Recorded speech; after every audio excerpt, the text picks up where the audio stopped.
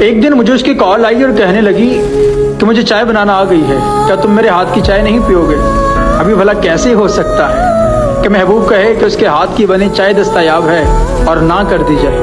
میں نے بے ساختہ ہاں کی اور جلدی چھٹی آفس سے کر کے اس کے شہر کی طرف چل دیا۔ رات کافی لیٹ پہنچا تو اس پاگل نے صبح ناشتے میں پراٹھے اور چائے کا انتظام کیا۔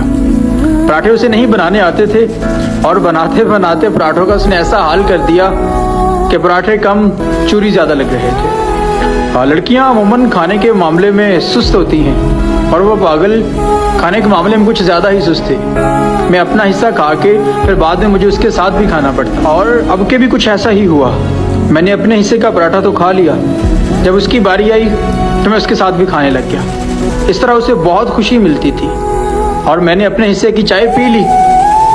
جب اس کی باری آئی، جیسے ہی اس نے گھونٹ لیا تو کہنے لگی، اوہ سوری، میں چینی ڈالنا بھول گئی تھی، تم کیسے مزے مزے سے چائے پی گئے تھے۔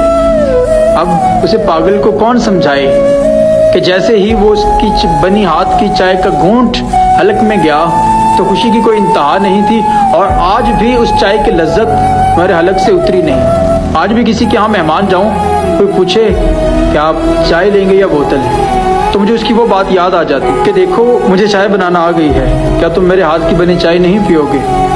تو جیسے ہی میں کسی کے گھر جاتا بے ساختہ یہ کی بات کہ ہاں میں چائے پیوں گا لیکن بغیر چینی کے۔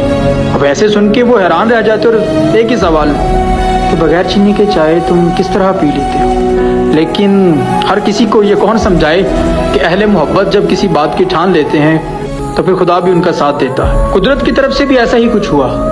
پھر اس کے بعد میٹھی چائے پینا نصیب میں نہ ہوئی، وہ خود تو چلی گئی، لیکن آج بھی کہیں چائے کا ذکر ہوتا ہے تو اس کی وہ آواز ان کانوں میں گونجتی ہے کہ دیکھو